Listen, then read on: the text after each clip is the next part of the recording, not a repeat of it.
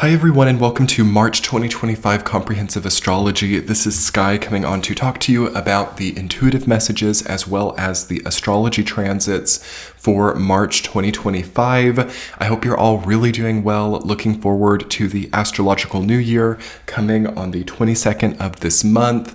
I'm going to spend some time talking about completing this year cycle that we're in as well as preparing us to cross that threshold. Yes, I hope that you're all thriving and doing okay, as I am a little bit slower here on YouTube right now, as I am currently working on some regrouping and planning out some different kind of content. But yes, I'm still quite prevalent on Patreon, so I post every week over there, as well as doing the monthly sign by signs. Definitely come and check that out. I will link that below, and yes, do keep the subscribe button and bell notifications turned on here on YouTube, as there is a lot of new content coming. It's just in more of a planning phase right now. But yes, I did want to come on and talk about the month ahead and spend quite a bit of time considering the differences and the transformations that we're facing so obviously here. So yes, I did also make a video about the snake year 2025 as well as the new nodal paradigm for all signs, so I'll link those below, as those are both great videos to get some long-term understanding for this general year ahead as well as the 2025 year ahead forecasts. But yeah, let's really condense this down to March and talk about what we can expect for this month ahead. So there is a feeling of rejuvenation being the only path forward for a lot of people. I feel that burnout is really prevalent. I feel that people are really seeing that the previous routines and previous structures from the last few years cannot just be copied and pasted during this month. So there is definitely a new routine coming on. We have the South Node in Virgo. We have the North Node in Pisces. There is a shedding of skin also with the snake year for these old outworn structures.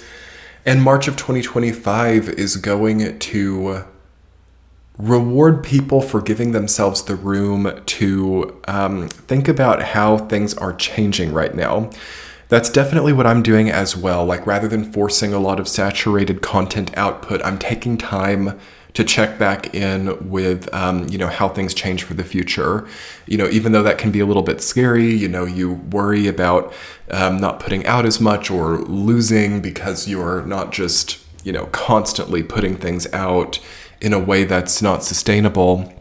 But to me, in March, it's getting so clear that we have to put ourselves first, and we have to make sure that we're prioritizing our health, as well as giving time to think about how things look in the future.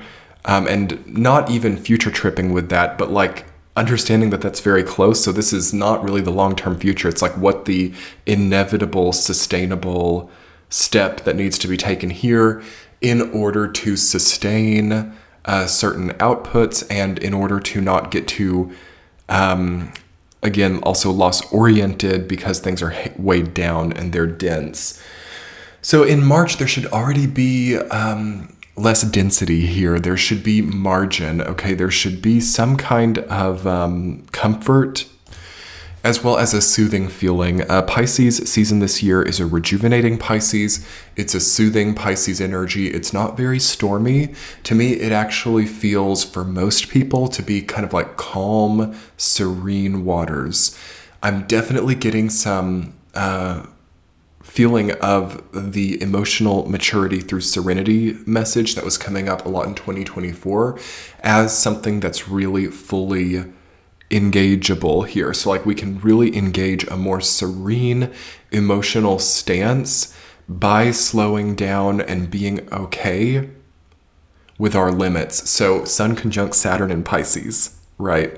Obviously, also Neptune this month. There is a need to reassess certain limitations.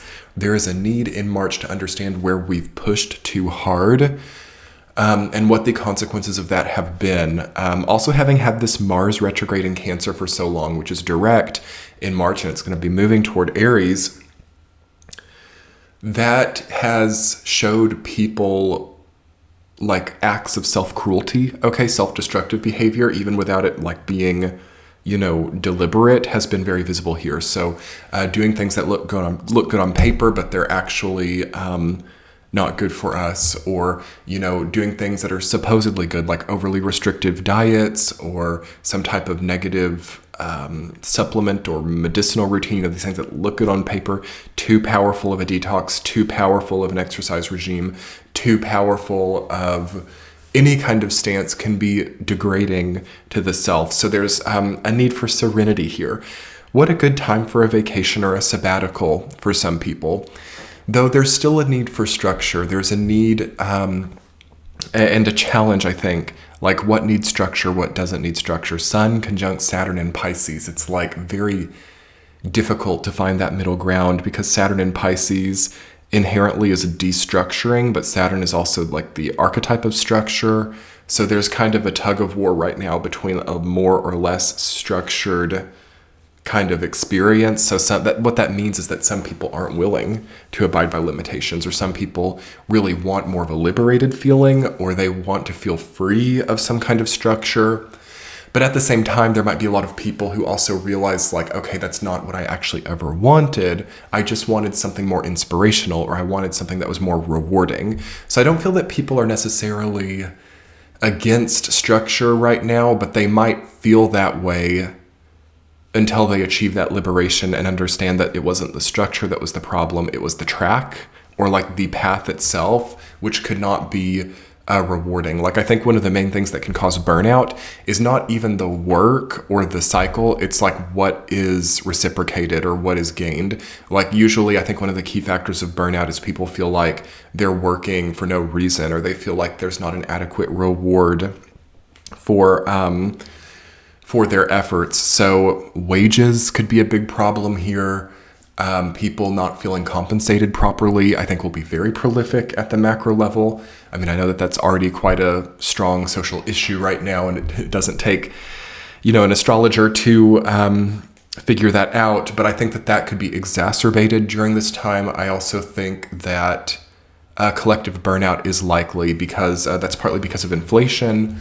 And there could also become an increase in inflation during this time, as the Sun, Saturn, Neptune in Pisces feels to me like maybe like a flood of liquidity, or also some type of different parameters put onto the monetary system. So that could be an area of chaos. One of the intuitive messages I also get for March is at a personal or individual level, trying to like really marshal our resources in a different way. So one of the main psychic images I get with Saturn in Pisces is like a dam or some type of aqueduct or water infrastructure. So how can you use these things in your life? This could mean needing to change the water system in your home. This could mean needing to embrace different accounting or budgeting principles to be able to save more money. In essence, like damming your own monetary situation and keeping it more organized or more concentrated. Also, this can be at an energetic level, so not frivolously wasting your energy. We've been talking a lot about this on Patreon, okay? In like the February and March sign by signs, there has been a lot coming up about how time, money, and energy can leak when we don't even realize it, or how how it's kind of like a slippery slope, when we get into like confused or kind of tranced out states. This came up in the snake year video as well. When we get into those states, we get much more likely to kind of get less mindful about budget, or less mindful about, our currency of energy. It's so easy to like log into your bank account and see your balance of money, but are you aware of what your balance of energy is? That's less definable. And sometimes it can be tricky, especially when we have a lot of like reward chemicals and we have a lot of, flashing lights and really flavorful food. It can get kind of tricky and make us think like, wow, this is a flavorful chapter of my life, when in reality it could be like not very nourishing at all. So high flavor, low nourishment experiences should be overcome in some way during this time.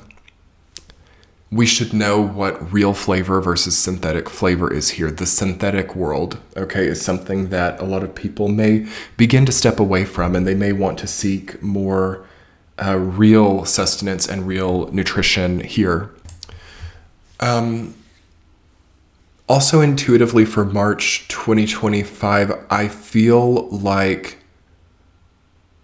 something is so over. Okay, we have 2 eclipses happening this month, so do understand here that something on its last legs, something is past the point of no return, something is done. Okay, so out with the old, in with the new. I feel that very strongly here. Out with the old, in with the new. Try to not see that as a sad story. Try to not see that as too discouraging, though for some people it is difficult here to release, okay? To purify, to clarify, to cleanse, though all of those things are important this month.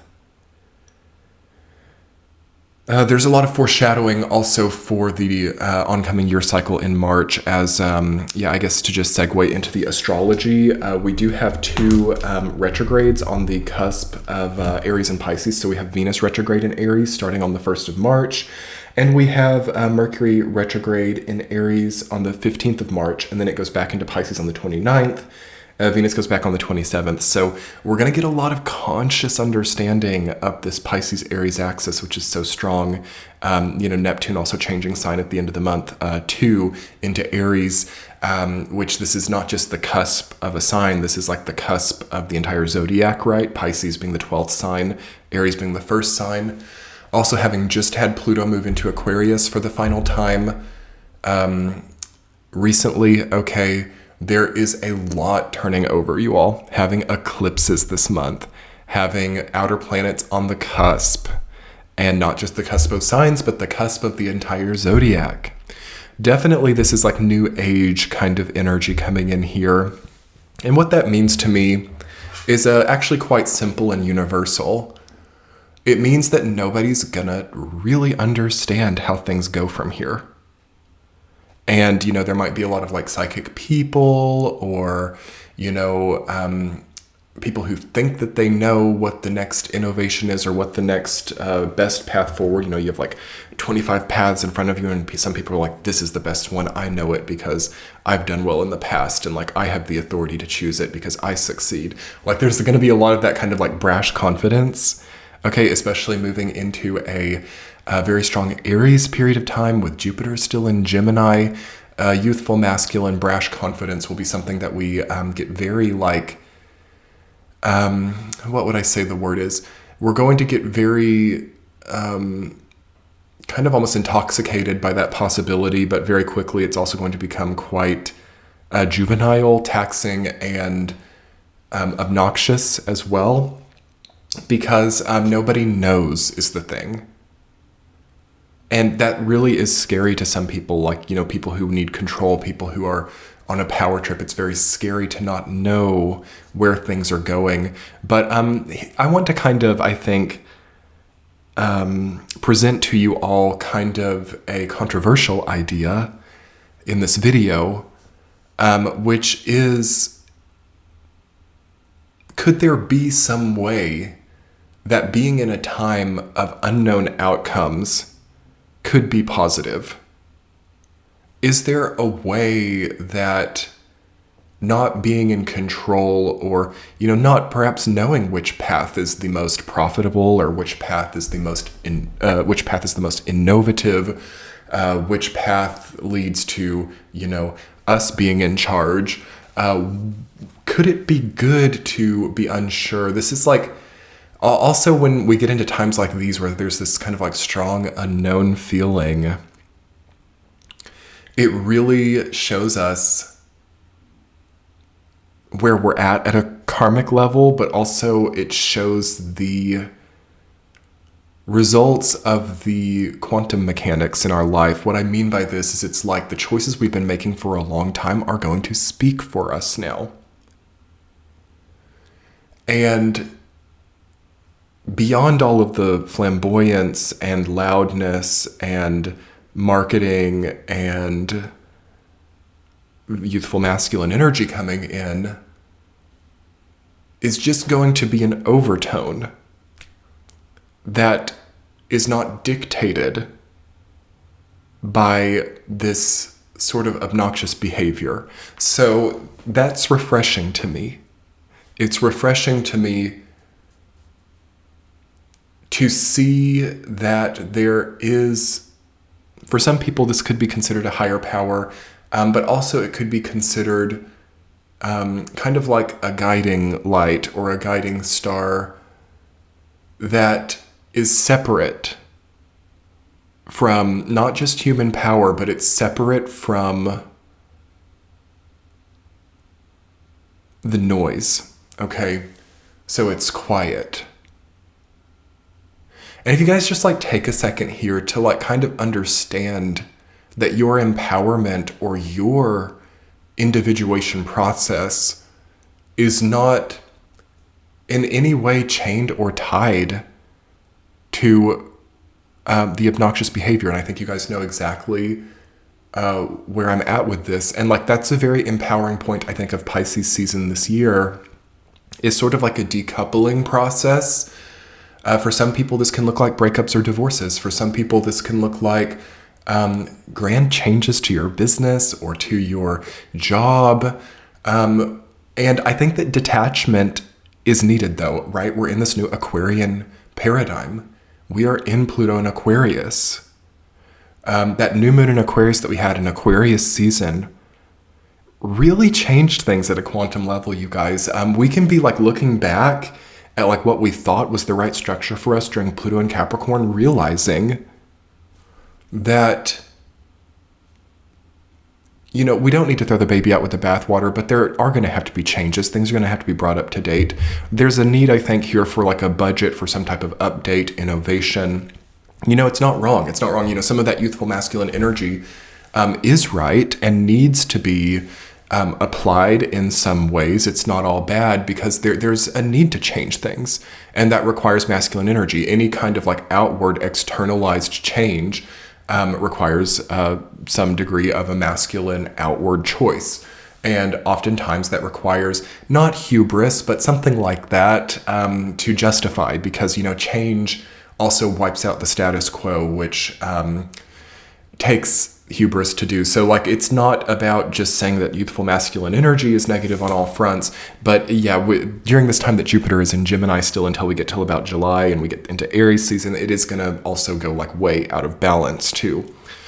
So, you know, discernment, discretion, that is important here because there are changes that need to be made. But, you know, if you're feeling kind of like you can't separate yourself from like societal changes, or you can't separate yourself from also like these painful conflicts of the past. This could be societal, but this could also be at like the level of the family unit.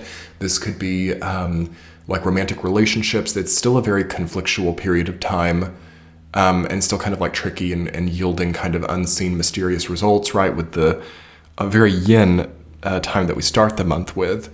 And then it's not until we get to the astrological new year that things suddenly kind of ignite with more of a masculine flair. The point that I'm making here is that we have to detach from stagnation. We have to detach from forcing these rundown kind of decrepit structures from functioning. For this reason, I do feel that certain infrastructures could be shut down here. I also feel that there can be accidents or problems as a result of old structures being forced to operate still. So there's a lot of liability there. There's a lot of also, I think, luck for people bringing it up to speed or beginning to create more fresh structures.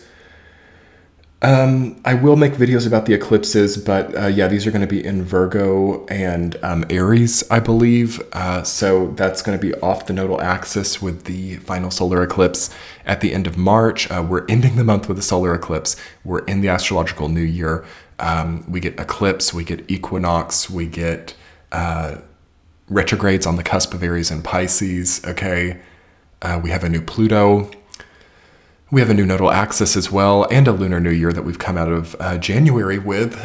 So we've gone through February with Pluto and the new nodal axis and the new lunar new year. But yeah, this is a long list of changes. This is a long list of different things. So really the best thing that I can recommend for most people is kind of like a time of getting your sea legs, a time of regrouping. That's definitely what I'm doing myself. You know, I'm not being too forceful. You know, I did in February have to like work pretty hard to get ahead. So that was kind of hard. But like here in March, I'm feeling like force has got to be understood as like an overtone level thing, not so much as like a individual thing, because then you're getting into that kind of reckless youthful masculine energy where it's like too much is being done, it's overdone, it's burning out, it's not getting a reciprocal response, it's all over the place, and it's kind of destructive if it's not careful. So by March, yeah, we want to see kind of like a relaxation into a regrouping. We want to see a soothing, perhaps time off for some people. And we're going to open up to some foreshadowing. Some things are going to slow down. Other things are going to speed up. There's like a reappropriation of momentum, okay? And it should be rejuvenating and soothing for some people. It's kind of like allowing things to change, allowing the chapter to shift, allowing... for some people, it's as simple as allowing themselves to flourish now, okay? Taking some of the density off. Removing themselves from certain destructive cycles and loops. And yes, if you guys want to check out the March 2025 sign-by-signs, they will be linked below on my Patreon page. Yes, let's get some individual messages about each sign and where they're at, what they're doing. Yes, Patreon has been one of my favorite social media providers. During this time, they've really upped their game. The platform has really become so much more optimized and easy to use. You can get the readings through a monthly membership, which is the most valuable. Right now it's $12 a month. So with that, you get all 12 of the sign-by-signs and 4 weekly forecasts. So that's like 16 premium contents for $12 a month at this time. Also, there's purchase on demand though. So if you just want to get like your one sign reading, that is also available now. But yeah, it's a way better value to get the monthly membership. But yes, I try to accommodate everyone. Also, yeah, it's just the app is so good. It's so seamless. Of course, we're ad-free over there for the Patreon content itself. So I also can think the audio quality is a little bit better as well.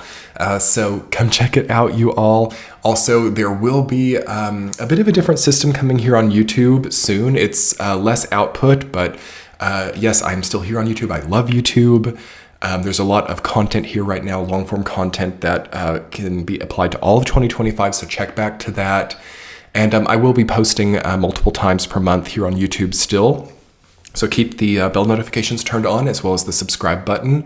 You can join my mailing list below where you can be notified. Sometimes the YouTube notifications work for some people and they don't work for others. So through Discord, through the mailing list, through Patreon, those might be more solid ways to be notified when new content comes up. But yes, very lucky if you get the notifications from YouTube itself onto your phone when this channel posts. And yeah, there's a lot of exciting content coming this year, you all. I can't wait for you to see it. But yes, I'm taking things a little bit more slowly through March. Thank you for bearing with me. And thank you so much for being here on YouTube, as well as on Patreon. Hit the thumbs up, share this video with someone who you would like to see it, and comment below and let me know your thoughts on the month ahead. Much love, everyone. Have a beautiful, beautiful March.